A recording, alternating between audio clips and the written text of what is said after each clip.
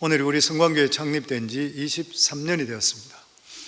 지난 날을 돌아보면 정말 얼마나 세월이 빠른지도 모르지만 돌아보면서 진짜 하나님이 하셨구나.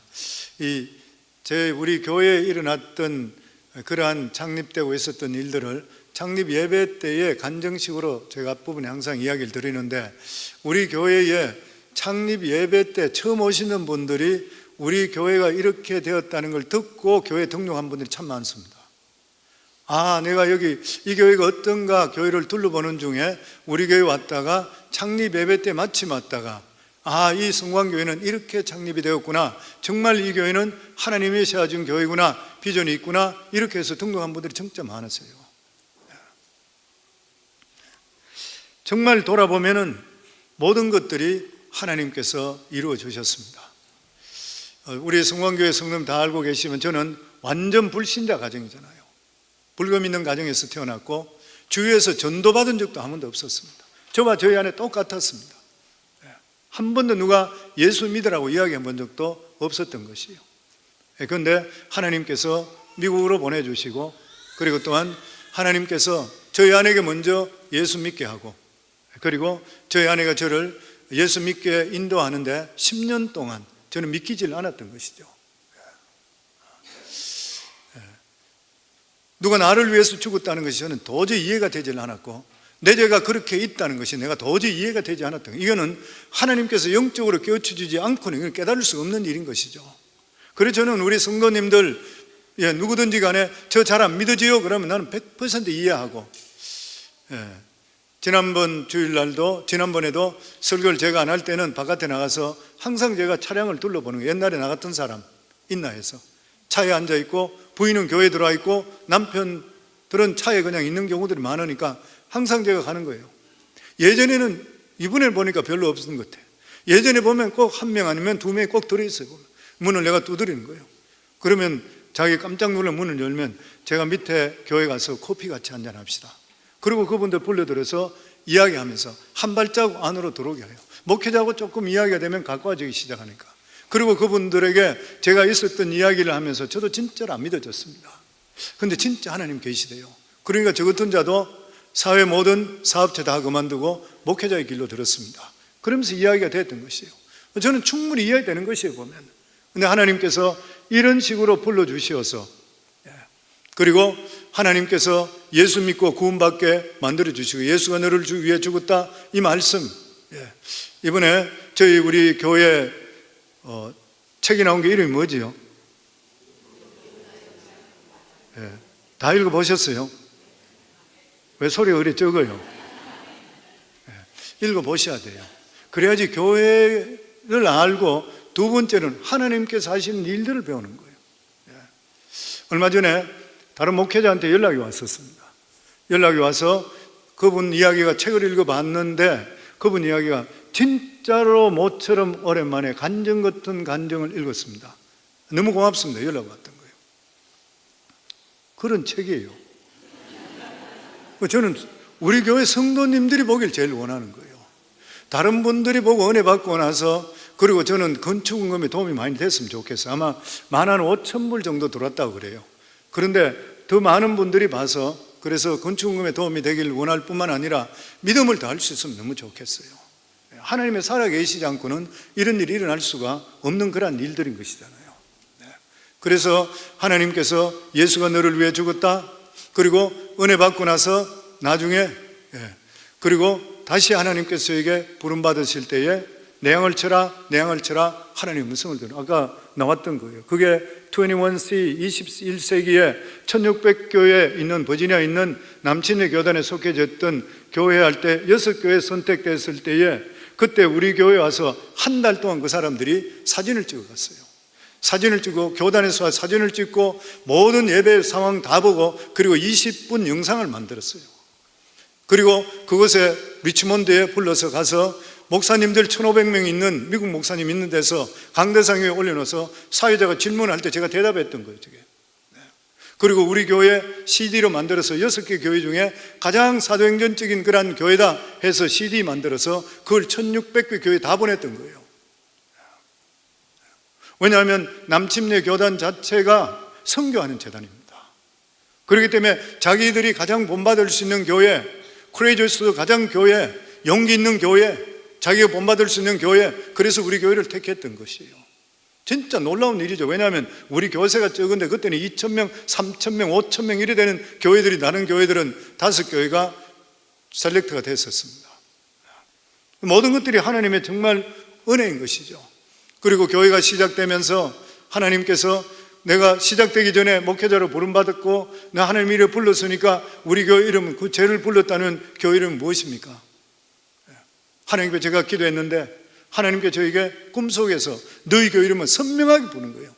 네 교회 이름은 성광교회다. 위로부터 음성이 들리는 거죠.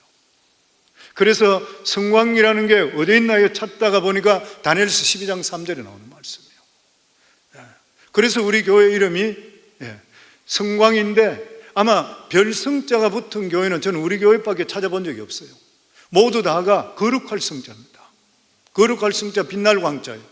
그런데 우리 교회만은 별성자. 왜냐하면 다니엘서 12장 3절에 나오는 말씀입니다. 많은 사람을 옳은 대로 돌아가게 한 자는 별과 같이 영원토록 빛나리라. 많은 사람을 옳은 데, 이 세상에 옳은 길이 어디 있어요? 예수 그리스도잖아요. 그렇기 때문에 예수 그리스도 안에 인도하는 자는 별과 같이 영원토록 빛나리라. 성도님들, 우리 자신들이 하나님께 이렇게 선택받았다고 하는 것 자체가 뭐냐면 하나님께서 우리 교회와 우리 성도님들을 축복의 통로로 사용하는 거예요.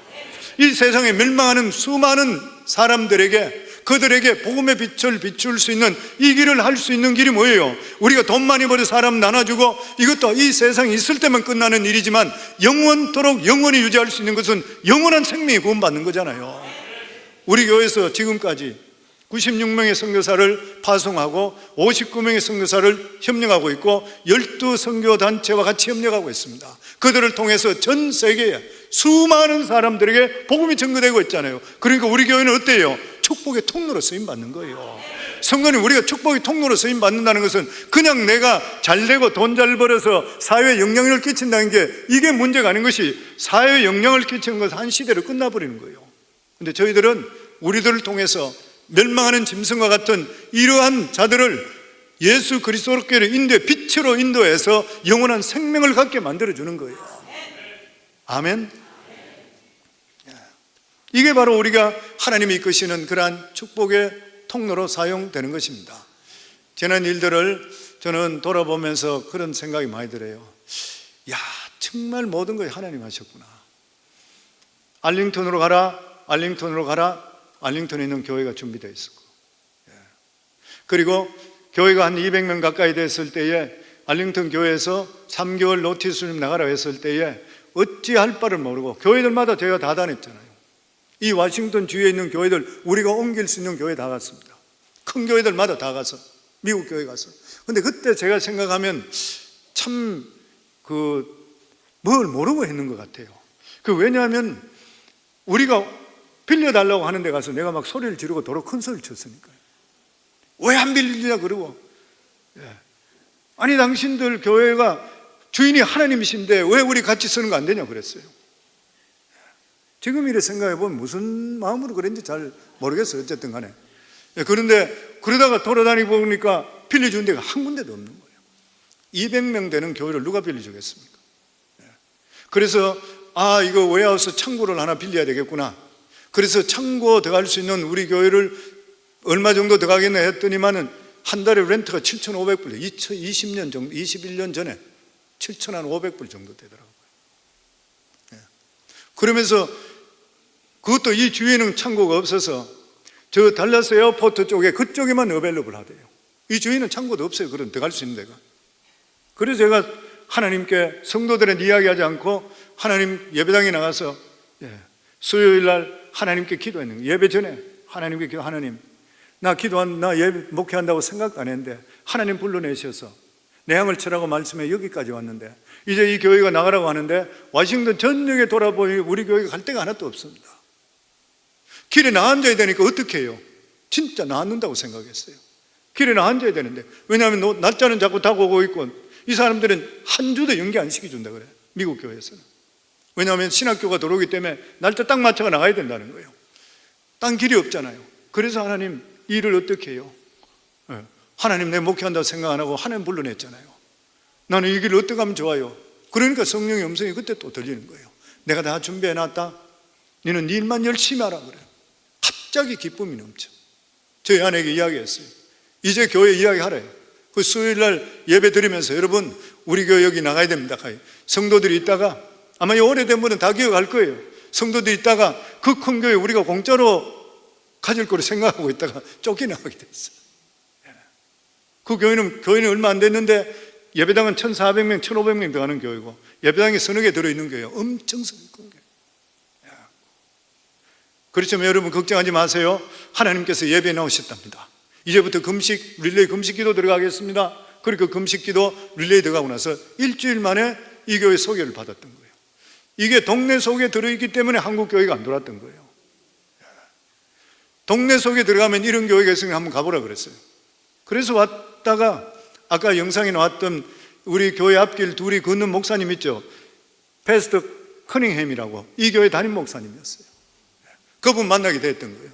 그분 만나면서 우리 교회를 좀 빌리고 싶은데 좀 빌려줄 수 없나 그러니까 그때 이 교회가 미국 교회가 굉장히 오래됐잖아요. 1950년도에 만들었던 교회잖아요. 그런데 2세대를 교육하지 않았기 때문에 젊은 사람을 교육하지 않았기 때문에 다 떠나버리고 노인들 20몇 명만 최고 나이 젊은 사람이 69세예요. 그 사람들만 20여 명 정도 앉아 예배드리고 그리고 한 서너 줄만 앉아있고 저 뒷줄부터 쭉은 전부 다 줄을 쳐가 사람 못 들어가고 해서 청소하기 싫어서 그래서 교회를 예배당을 빌려달라 그러니까 자기들이 예배당 빌려줄 수 있을 것 같다 그러더라고요. 그래서 우리가 한 2,000불 정도 줄 수 있겠다 그러니까 어쨌든 네가 우리한테 자기들 오퍼를 하라 그러더라고요. 그래서 제가 이야기를 목사님 방에다 하고 나오는 길에 여기에 지금 교회 나가는데 갑자기 마음에 성령께 주신 말씀이죠. 이 교회를 사라 하는 마음이 드는 거예요. 도로 돌아갔어. 가가지고 제가 그 목사님 만나가 이 교회를 우리가 좀 살 수가 없나 그러니까 아마 그거는 힘들 것 같은데 어쨌든 간에 지난번에 한국 교회 두 교회가 살려고 했는데 350만 불 주려고 했는데 우리가 리젝트 했다는 거예요. 왜냐하면 이분들이 이걸 팔고 갈 데가 없으니까 우린 죽을 때까지 여기 있겠다 해서 안 판다고 했대요. 그렇지만은 네 원하는 대로 하라고 그러더라고요. 그래서 저희가 나가서 기도하는 가운데 정했는 액수가 100만 불로 정했잖아요. 100만 불로 오퍼를 했던 거예요. 그러니까 미국 그 커미리가 7명 정도 돼요. 프레젠테이션 해달라 해서 프레젠테이션 하며 2,000불 렌트로 줄래? 나는 2,000불보다 이 교회를 사고 싶다. 근데 사는 액수가 100만 불이다. 그러니까 깜짝 놀라는 거예요. 그러면서 너는 어떻게 해서 이 교회를 350만 불에 판다고 하는 것도 몇 개월 전에 리젝트 했는데 100만 불을 하느냐? 너 나를 우리를 인설트 하느냐 그러더라고. 아니라 그랬지. 그럼 그 돈이 어디 나왔냐고 그러더라고. 왜 100만 불이냐 그래. 나는 딴 거는 모르지만 은행에 가서 100만 불 빌리니까 한 달에 7,500불 가더라. 그러니까 우리가 이 웨어하우스 스페이스를 빌리니까 7,500불. 그게 우리 교회에서는 페이먼트 할 수 있는 제일 맥시멈이다. 그게 우리가 은행에서 돈을 빌리는 것 같으면 7,500불 내는 거 계산하니까 100만 불이라고 그러더라고요. 그러니까 우리는 100만 불에 이 것을 오퍼한다고 그러더라고요. 막 웃더라고요, 이분들이. 그러면서 그분들에게 이야기했더니 그렇잖아요. 너희들이 웃기 전에 이 빌딩이 누구한테 빌롱되어 있느냐? 하나님 거지 않냐? 교회는 바울류가 없는 거다. 이거는 사용하는 사람에 달려있는 거지 않냐? 그리고 너희가 지금 나이가 70, 81이 된 사람들이 대부분에 그런데 순호할례로 천국 가 주님 앞에 서게 되는데 네가 교회를 팔아서 돈 많이 벌었다 해서 하나님 기뻐하겠나? 난 절대 아니라 생각한다. 그랬더니 그분이 심각해 주더니만 목사님이 오더니만 자기들끼리 의논했는데 한 달 동안 기도하기로 했다고 그러더라고요. 우리 보고도 기도하라고 그러더라고요. 그래서 한 달을 작정하고 우리는 릴레이 금식 기도도 하고 기도했어요. 한 달 지나서 자기들이 연락 왔더라고. 패스림 컨그레츄레이션스. 그러면서 이 교회가 우리가 너희 교회에 100만 불에 팔기로 했다. 그래서 100만 불에 우리가 사는데 교회 공사하는데 25만 불 정도 파킹라시에 잔디가 올라오고 엉망진창이야 돼 여기가. 동네 길도 막 쓰레기가 나오고 이거 엉망이야 자가. 사실 왜 이렇게 엉망인데 우리 주술까 이래 생각했더니만 우리가 같이 새벽 대단 샀고 시끄럽고 이런데 고급 동네 들어갔다 그러면은 우리 예배 못 드려요. 그것도 고마움이네. 감사한 일이더라고 보니까요. 그래서 이 교회 우리 125만 불 빌렸잖아요. 125만 빌려서 25만 불 들여서 교회 아웃사이드에 모두 다 새롭게 파킹랏 새롭게 하고, 지금 파킹랏 지난 며칠 전에 제가 그래 이야기했어요. 진짜 하나님께 감사한 것이 저 파킹랏을 페이빙 했는 것이 21년 가까이 됐어요. 22년 가까이 됐어요. 근데 잡풀 없잖아요. 풀 하나 안 드러나요. 그게 왜 그러냐면은 그때 이 공사하는 분이 했는데 11월 달에 겨울에 했어요. 11월 달인데 11월 달에 원래 하면 안 되는데 그 공사하는 분이 자기들이 괜찮다, 될 수 있다 그랬어요. 했는데 날씨가 추워지니까 그 아스팔트가 얼어버리는 거예요. 그러니까 조금 지나니까 이게 좀 물렁물렁한 부분이 생겨. 그 이분이 와서 참 양심 있는 사람이에요. 그분이 다 공사 다 끝나고 나서 얼마 지나더니만 다 바깥에 조사하더니만 저쪽에 덤스도 있는 그쪽이 이게 소프트하기 때문에 자기 양심상 이대로 둘 수 없대. 그러면서 10만 불 주고 나서 우리가 파킹랏 다 했는데 10,000불만 더 주면 거기다가 3인치, 2인치에 3인치 다시 덮어주겠다 그러더라고. 그때는 말도 안 되는 이야기, 이분이 손해를 보는 거예요. 근데 자기가 여길 보고 그냥 볼 수가 없다 그러더라고. 그래서 10,000불 더 줄 테니 해달라 그랬죠. 그 진짜 이게 지금 다 드러내고 밑에 5인치 정도 들어가고 위에 3인치 이상 들어가서 8인치 이상이 들어갔던 거예요. 20몇 년 동안 지금까지 쓰더라도 갈라졌는 거 조금씩만 우리가 땜질만 했지 딴 것들 그대로 있는 것이요. 지금 정말 하나님 은혜 같아요. 여기까지 이끌어 주시고. 네. 그러면서 목회를 20몇 년 동안 일을 하면서 보니까 하나님께서 필요한 성도들 보내주시고 얼굴은 안 보이는데 사람이 걸어오는 모습 보여주고 목소리가 들리고, 그러다 나하고 상담하다 보면 그 사람이에요. 목소리 들고. 참 신기한 일이죠.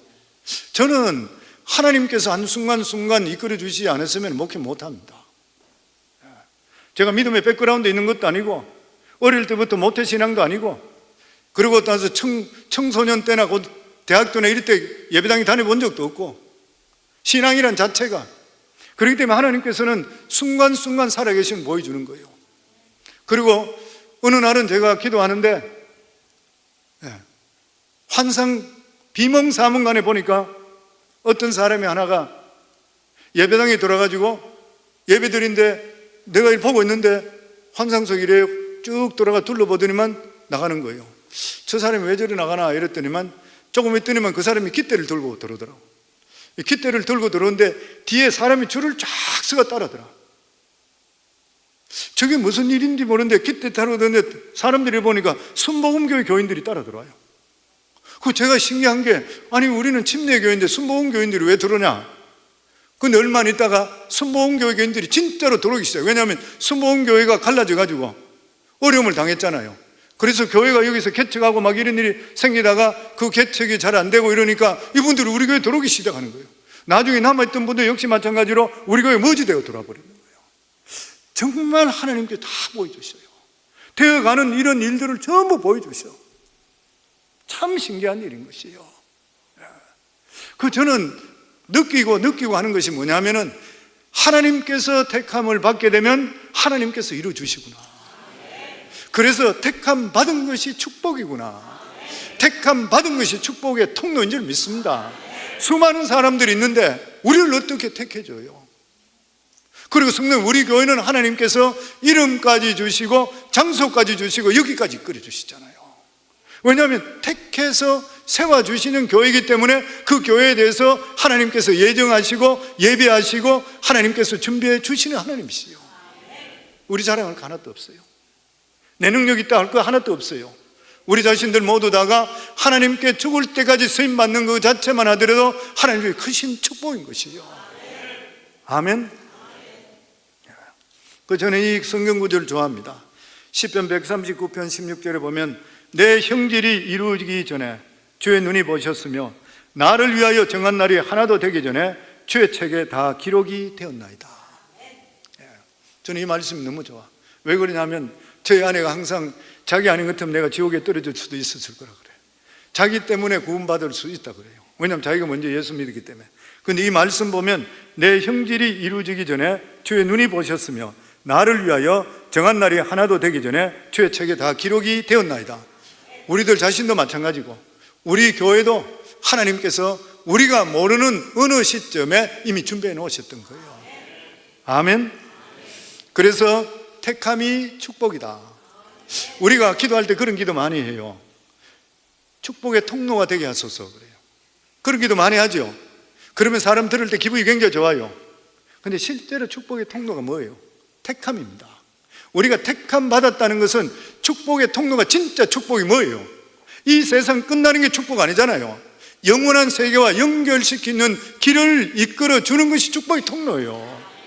그렇기 때문에 우리가 때를 얻든지 못 얻든지 복음을 증거해서 믿지 않는 자를 주님께로 이끄는 것이 축복의 통로예요. 우리 성광교도 마찬가지로 우리가 복음을 전도하고 선교사를 내보내잖아요. 이 뭐냐면 하나님께서 이 세상에 믿지 않는 수많은 영혼들에게 복음을 전가하는 그 길이 축복의 통로예요. 우리가 축복으로 통로로 사용되면 하나님께서 우리 인생 누가 책임져요? 하나님 책임지게 돼 있어요. 별 볼 일 없는 인생. 우리가 아브라함을 보면 알잖아요. 아브라함은 어떤 사람이었습니까? 우상 숭배, 우상 만들어 팔던 데라의 아들이었습니다. 진짜 아무것도 아닌 사람이었대요. 어느 날 하나님의 은혜가 그에게 임하게 됐잖아요.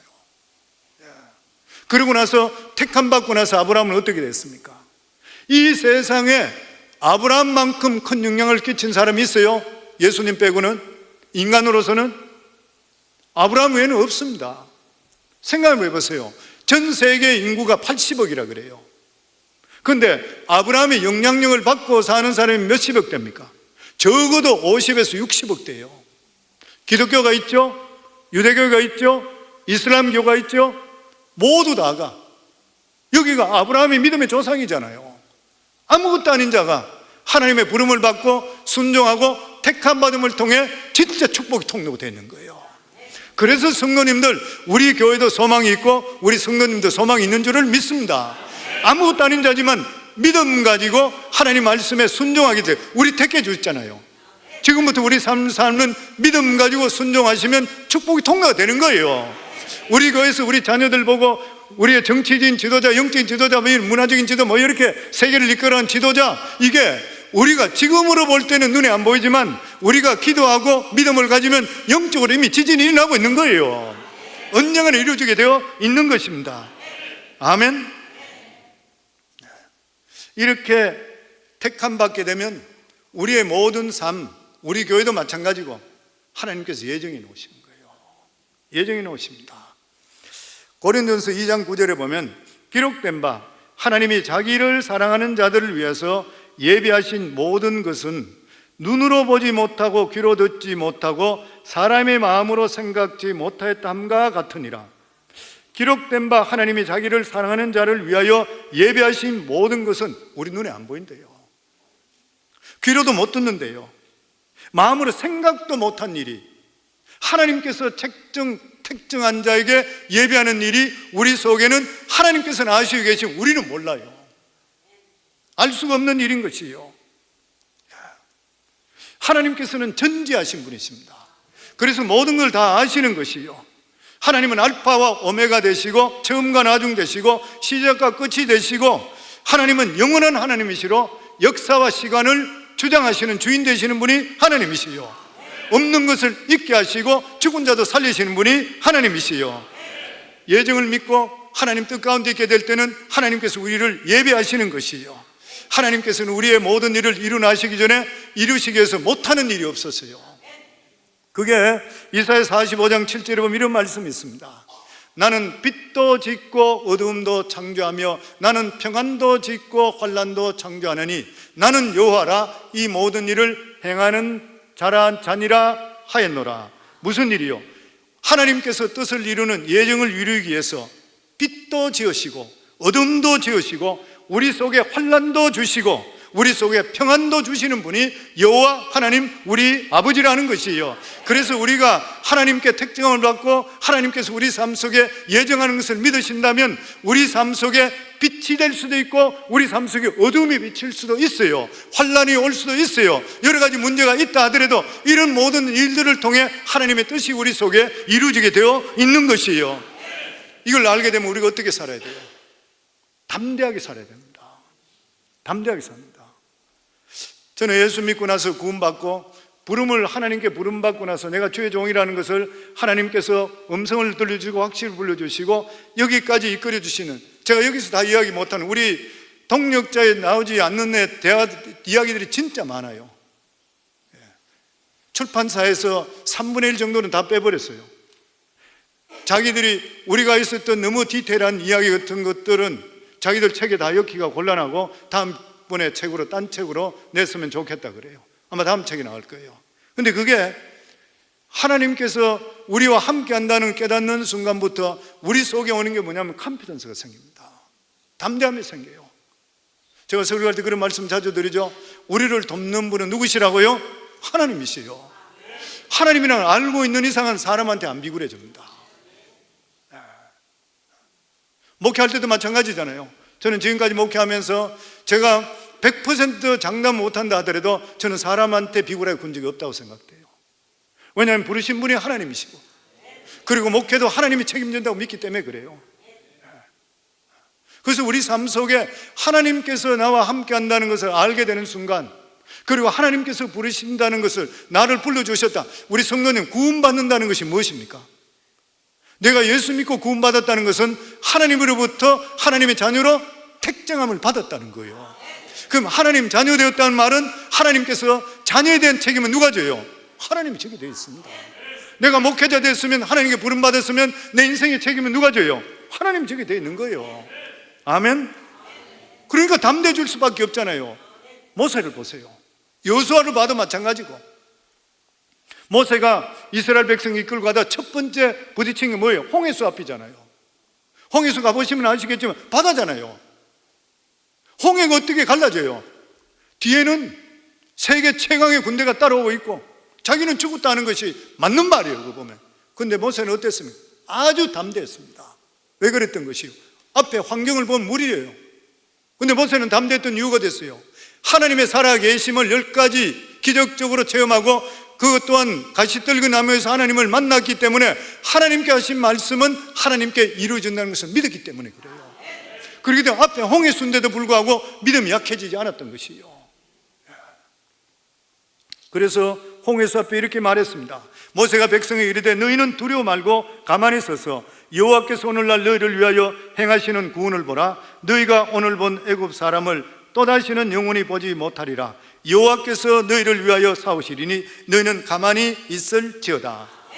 우리 삶도 똑같습니다. 믿음에 붙어서 믿음적으로 사시게 되면 일어나는 모든 일에, 어려운 일이나 힘든 일이나 내가 도저히 뛰어넘지 못하는 이러한 일들은 하나님께 기도하게 되면 하나님께 대신 싸워주시게 되어 있는 것이에요. 이 모세는 이스라엘 백성들을 출애굽시킨 분이 하나님이시라면 가나안 땅까지 가라고, 약속의 땅까지 가라고 약속을 해주셨기 때문에 가는 그 모든 일정에 일어난 일은 하나님 책임진다. 담대함이 있으잖아요. 여호수아도 마찬가지였던 것이요.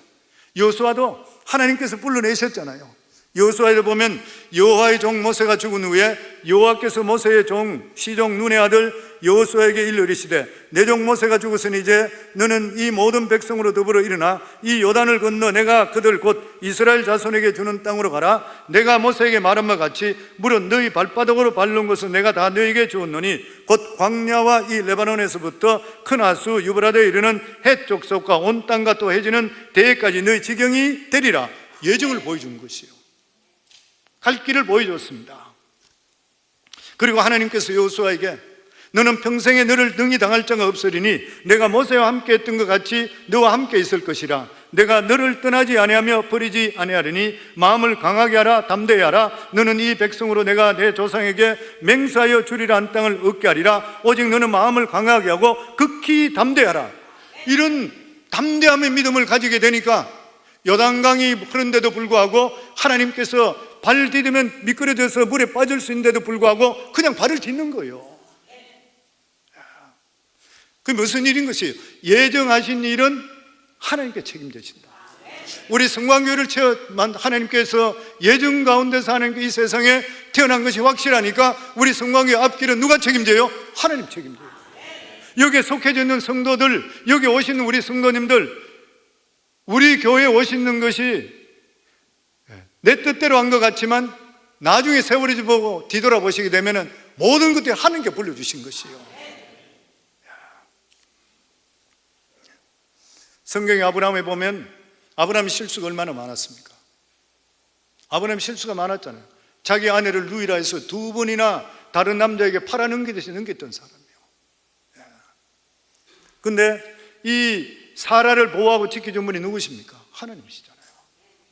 바로 왕에게 처음에 누이라 속인 바람에 보물을 실컷 많이 받고 돈 많이 받고 아내를 팔아버리는 강가진 것이요. 근데 만약에 바로를 통해서 애가 난다 그러면 아브라함을 통해서 믿음의 자손이 나서 구원의 역사가 나타나야 되는데 하나님 말씀이 안 이루어지잖아요.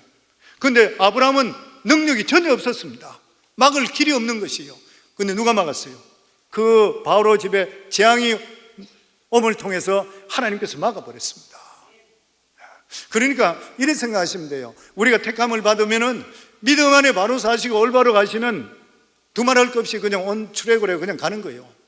그냥 그대로 가는 건데, 만약에 우리가 믿음에서 벗어나는 일이 있게 되는 것 같으면 하나님께서 우리 속에 폭풍을 주십니다. 환난을 주시는 것이요. 그렇더라도 환난을 주시더라도 바른 길로 다시 돌아가게 만들어 주시는 하나님이시요.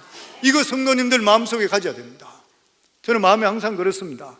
내가 비록 연약하고 내가 올바르게 하나님 뜻 가운데 목회를 혹시나 못하는 일이 있다 한다 하더라도, 내가 게으름을 태우든지 잘못된 일이 있다 하더라도 하나님께서 나를 꾸짖고 쳐서라도 결국 바른 길로 가게 해주신다. 항상 마음속에 합니다.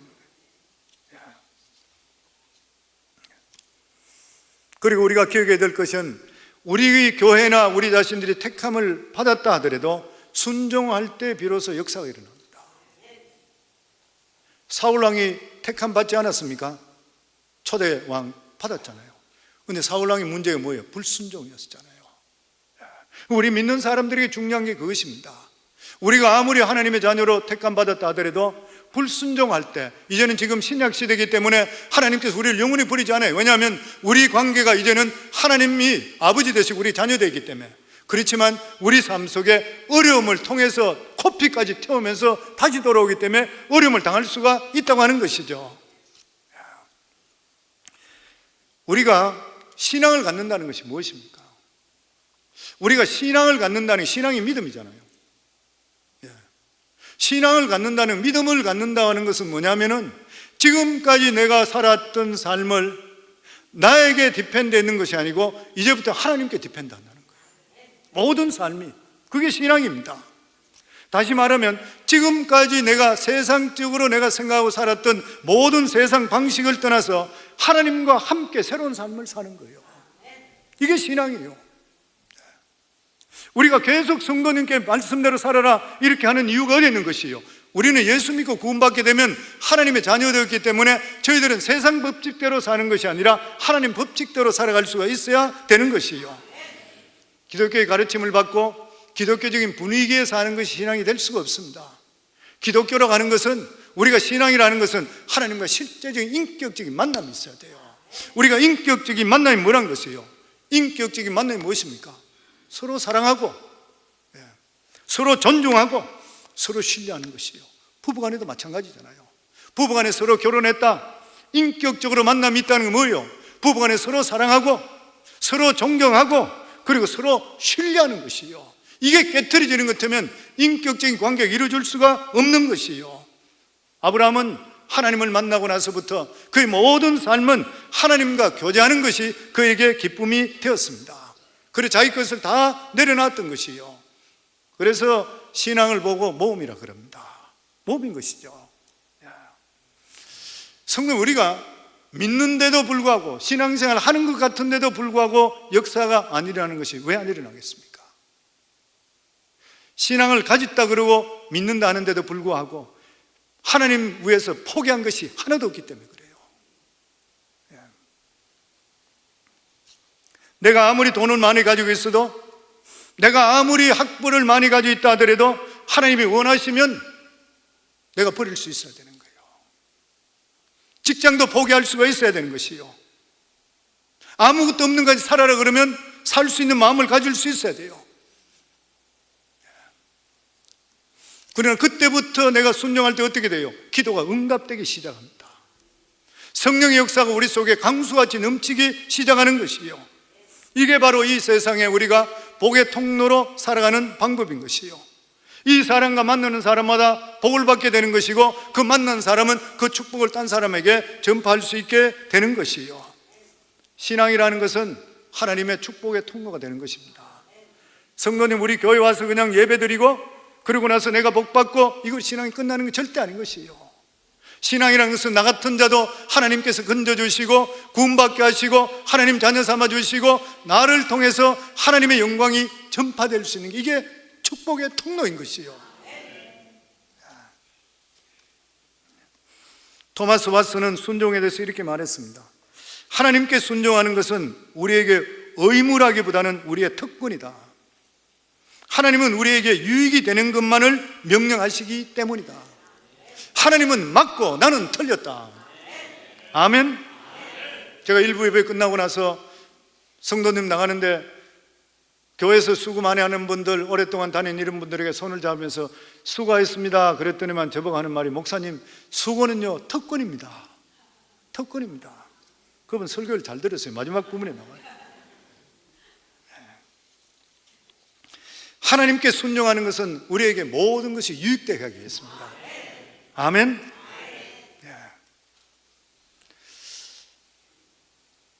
우리가 신앙적으로 바로 살고 싶다 한다 하더라도 우리가 바로 살기 힘든 것은 우리 자신들을 볼 때는 능력이 없는 거예요. 그래서 우리 교회도, 그리고 성도님 저를 위해서 기도해 달라는 것도 가장 그 기도 제목 첫 번째가 성령 충만이잖아요. 성령의 도움과 능력 없이는 아무것도 아니에요. 빈 껍데기. 저는 설교할 때 하기 전에 그런 기도 자주 합니다. 하나님, 저 하나님께서 성령께 잡아주시지 않으면 진짜 무용지물입니다. 아무것도 아닌 인간입니다. 오늘도 성령의 능력이 임할 수 있도록 해줘서 간절히 그 기도밖에 할 수가 없는 것이에요. 하나님의 성령의 능력이 임할 때에 하나님 일할 수 있게 돼요. 사도행전 1장 8절에 보면 오직 성령이 너희에게 임하시면 너희가 권능을 받고 예루살렘과 온 유대와 사마리아 땅 끝까지 이르러 내 증인이 되리라 하시니라.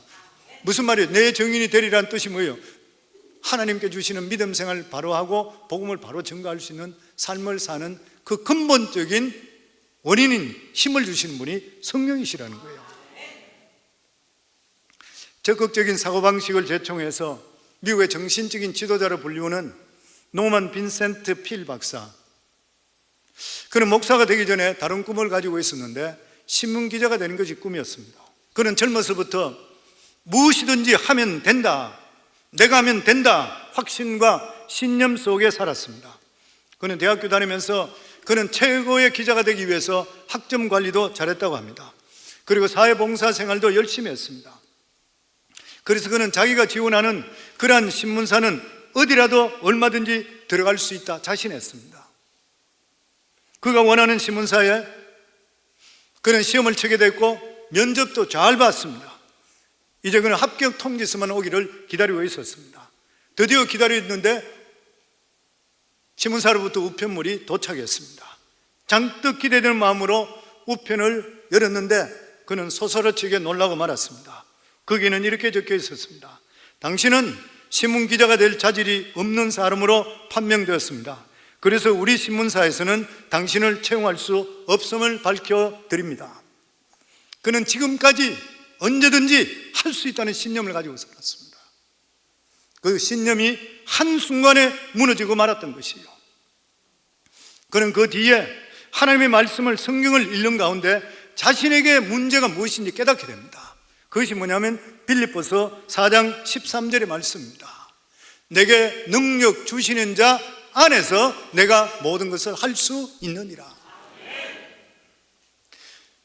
이 노만 빈센트 필 박사는 지금까지 뒷부분만 집중했던 것이에요. 내가 모든 것을 할 수 있다, 무엇이든지 내가 노력하면 애쓰면 내가 모든 걸 할 수 있다 생각했던 것이에요. 그런데 그의 문제가 뭐였었습니까? 전반부를 빼먹었던 것이에요. 전반부가 뭐였어요? 내게 능력 주시는 자 안에서인 것이에요. 내가 하고 싶다고 내가 다 돼요? 내가 노력한다고 다 돼요? 우리 인간이 안 되는 것은 안 돼요.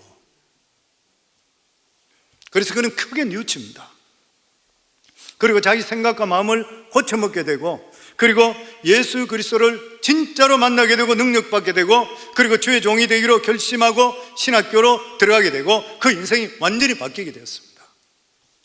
우리 교회는 늘 긍정적이고 적극적인 것을 강조합니다. 저는 우리 예수 믿는 사람은 긍정적이고 적극적이고 생산적이고 건설적이고 희망적으로 살아야 된다고 믿습니다. 왜냐하면 우리 뒤에는 하나님께서 계시기 때문인 것이에요. 그러나 우리가 분명히 잊지 말아야 될 것이 있어요. 그것이 뭐냐면 우리 인간은 우리 인간이기 때문에 한계를 절대로 뛰어넘을 수가 없는 것이에요. 일반적인 상황은 우리가 마음을 잘 가짐을 통해 뛰어넘을 수 있습니다. 그런데 절대절명의 순간이 오게 될 때 우리가 가지고 있는 능력은 아무것도 아닌 것이에요. 그러나 하나님의 능력에는 한계가 없습니다. 그래서 우리는 좌절하지 않고 하나님께 기도로 매달리는 것이에요. 예레미야 33장 3절에 너는 내게 부르짖으라 내가 내게 응답하겠고 내가 알지 못하는 크고 비밀한 일을 내게 보이리라. 성도 오늘도 오신 분들 중에서 진짜로 이래도 안 되고 저래도 안 되는 분이 있습니까? 하나님께서 오늘도 부르짖으라 그래요. 마가복음 9장 23절에 보면 예수께서 이르시되 할 수 있거든이 무슨 말이냐? 믿는 자에게는 능치 못할 일이 없느니라. 여기도 분명히 나와 있는 것이 뭐냐면은 우리 삶 속에 능치 못한 일이 없는데 누구에게? 믿는 자에게라는 거예요. 우리는 안 돼요. 그러나 하나님이 계시기 때문에 하나님께 기도하고 하나님 길을 열어줄 걸 믿기 때문에 우리는 모든 상황에 대해서 항상 감사하고 기뻐하고 기도하고 긍정적이고 적극적으로 우리 삶을 살아갈 수 있어야 되는 것이에요. 우리 삶 속에 예수님을 중심에 두게 되면 하나님께서 우리 삶 대신 살아주시게 되어 있는 것이에요. 그래서 성도님들, 우리 교회 선교도 우리가 한 것이 아니고 하나님이 하셨습니다. 오늘 저 영상을 보면서 또 다시 느꼈는데 저희가 창립 10주년 될 때에 선교사를 80명을 파송했습니다. 그건 제가 기도할 때 하나님께 그렇게 기도했거든요. 하나님, 우리 교회가 10년이 될 때 선교사를 80명 파송하게 해주소서. 근데 진짜 80명 됐어요. 그러고 나서 그 10년 이후부터는 자녀 선교에 대해서만 계속적으로 마음을 많이 가졌습니다. 왜냐하면 우리 교회는 밖으로 해외 선교, 안으로는 자녀 선교였습니다. 안으로 자녀 선교. 어떻게 하면 학교를 할 수 있을까? 어떻게 하면 우리 자녀들에게 어릴 때부터 선교적인 마인드를 가지고 믿음적으로 살아갈 수 있도록 만들어서 세상을 변화시킬 수가 있을 것인가? 그러다가 우리 이 장소에서는 도저히 안 될 것 같았어요. 그래서 주위에 참 많은 것들을 봤습니다. 옮길 수 있는 길들. 학교를 사들어갈까? 왜냐하면 어떤 교회는 오래된 교회들은 오래된 학교를 사가져 가더라고요. 어떤 거는 호텔 같은 것을 오래된 호텔 같은 거 사가더라고요. 근데 워싱턴 주에는 전부 다 잘 되고 비싸고 그런 데가 없어 보여요. 그러다가 제가 나이가 들어서 저는 이들을 은퇴한다고 생각했습니다. 다음 사람이 할 수 있겠지. 그런데도 제 마음속에 지워지지 않는 저에게 보였던 너무나 선명한 꿈 환상이 하나 보이는 거예요. 그게 저희가 이 교회에 옮기고 나서 1년도 채 되지 않았을 때 너무나도 환상 속에 보였던 것이 우리 교회가 정축되어 있는 모양이에요. 정축되어 있는 그런 모습이에요. 제가 다른 일을 보고 교회에 들어왔을 때에 저희 아내가 파킹랏에 기다리고 있어요. 그러면서 내가 아내에게 첫 번째 물었던 것이 3,000명은 이렇게 물었습니다. 왜 자꾸 3,000명 그러냐면 저는 교회가 3,000명 되든 3만 명 되든 하나님 앞에 설 때 그거하고 상급하고는 전혀 상관없다 생각해요. 단지 저희가 평신도로 있을 때에 저희가 다니던 그 교회가 선교하는 교회가 되기 위해 그렇게 밤낮으로 울면서 기도하고 하나님 이루어 주셔서 이 재단이 3,000명이 되게 하소서, 그리고 선교할 수 있는 믿음의 용사들이 되게 하소서. 우리 부부가 그렇게 새벽마다 기도했습니다. 은혜 받고 나서. 근데 나중에 다른 목사님이 오시고 비전이 없으시고 전혀 그게 없는 걸 보고 하나님께 대성통곡했던 거예요. 여기서 하나님 일을 없대요. 어떻게 해요? 저 목사님은 영혼구원이나 선교에 대해서 교회를 어떻게 나가고 이런 게 전혀 관심이 없는데요. 하나님, 이 교회가 3,000명이 되고 진짜 워싱턴에 선교하는 교회가 되기를 원하는데 어떻게 해요? 펑펑 울었어요. 그런데 저희 부부에게 하나님께서 네가 해라. 그리고 얼마 있다가 전도사로 뽑혀 나왔잖아요. 그래서 3,000명이라고 그랬습니다. 그래서 제가 저희 아내가 3,000명은 그러니까 이루어졌대. 그 이쪽은 데서 어떻게 돼? 그러니까 따라오라 그러더라고요. 제가 그게 지금도 잊어버리잖아요. 그래서 따라 올라갔던 거예요.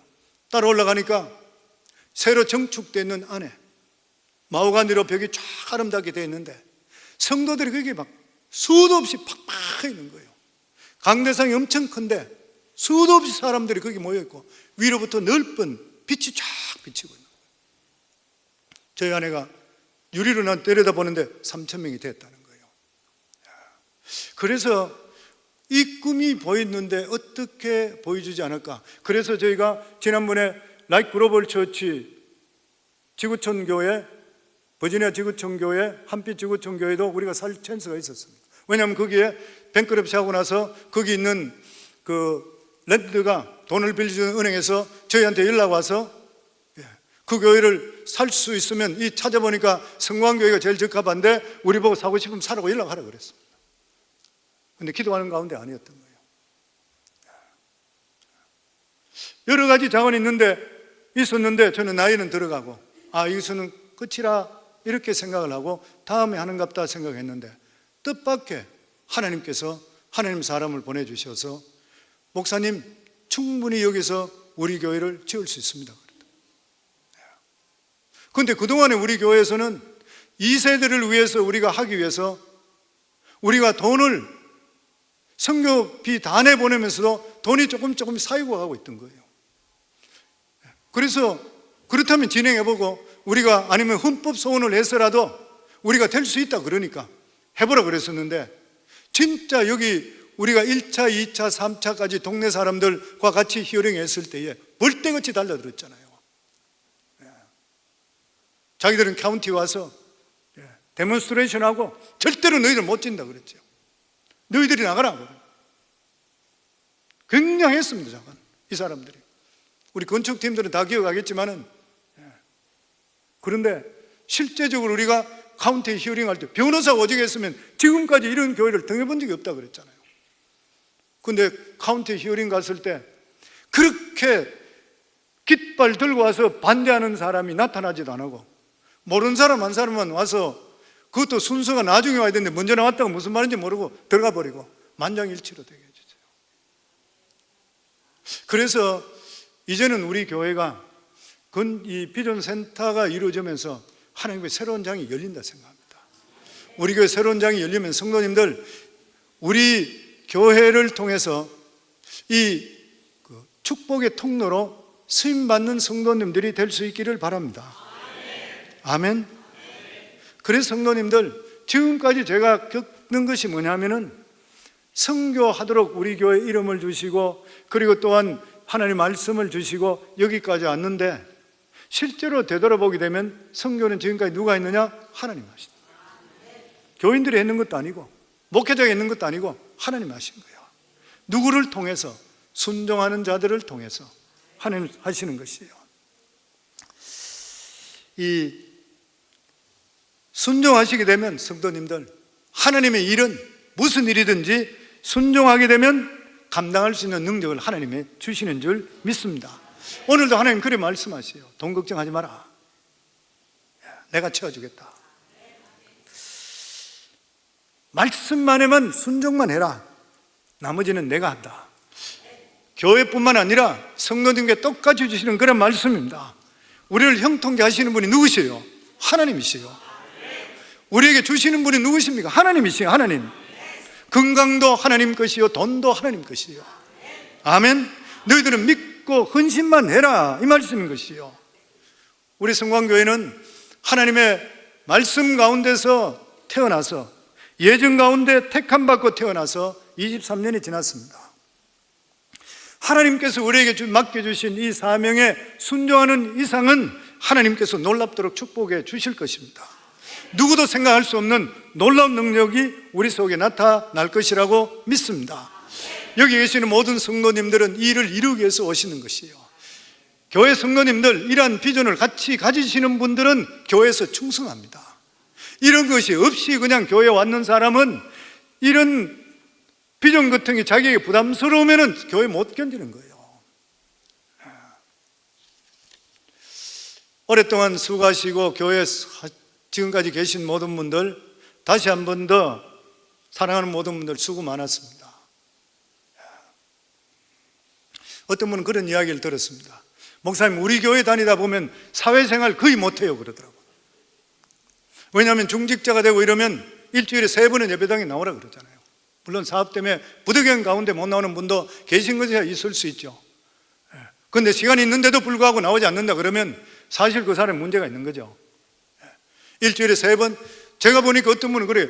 우리 교회는 적어도 직분자 되면은 일주일에 3번은 교회 나와야 됩니다. 그러니까 옆에 있던 한 분이, 목사님, 저는 일주일에 12번까지 나옵니다 그러더라고요. 9번 나옵니다 하는 사람도 있고, 저한테 그래 이야기를 해요. 왜 이렇게 교회적으로, 교회 중심적으로 살아 그래요? 교회 중심적으로 살아야지 딴 길로 벗어나지 않고 하나님의 축복의 통로가 되기 때문인 것이에요. 그래서 이렇게 교회 중심적으로 살아서 잘못된 사람이 있어요? 믿음적으로 교회 중심적으로 살게 되면 가정이 잘 되고 직장에서 인정받게 되고 승진하게 되고 사업도 잘 되는 축복이 임하게 돼요. 누가 해줘요? 하나님 해주세요. 성도님들, 내 생각대로 사시지 마시고 하나님 뜻대로 살아보셔야 되는 거예요. 하나님이 살아계신다고 입으로는 하면서 왜 하나님 말씀대로 살지 못해요? 하나님 뜻대로 살아야 되는 것이에요. 자녀들이 얼마나 잘 돼요? 믿음대로 살고 예배 중심적으로 살서 잘 되는 일만 있어요? 못 되는 일이 있었어요? 저는 확신합니다. 나는 평신도로 20년 동안 있으면서 누구보다도 신앙생활 바로 할 만큼 최선을 다했어요. 물론 하나님 보실 때는 아무것도 아니고 열심히 있는 사람이 아무것도 아닐지 모르지만 제가 할 수 있는 걸 했던 것이에요. 내가 겪어봤어요. 사업하는 분도 진짜 하나님께 초점 맞추게 되면 사업의 길이, 황금의 길이 열어줘요. 누가 열어줘요? 하나님 열어줘요. 성도님, 내가 아무리 노력한다 하더라도 안 되는 건 안 돼요. 근데 그 길을 될 수 있게 하시는 분은 누구세요? 하나님이시요. 직장도 마찬가지잖아요. 직장도 승진하고 올라가고 하는 것, 그것도 마찬가지는 하나님께 줄을 댈 수 있어야 되는 것이, 사람의 줄 대가지고 나중에 위에 사람 잘리면 자기도 나가는 거잖아요, 보면.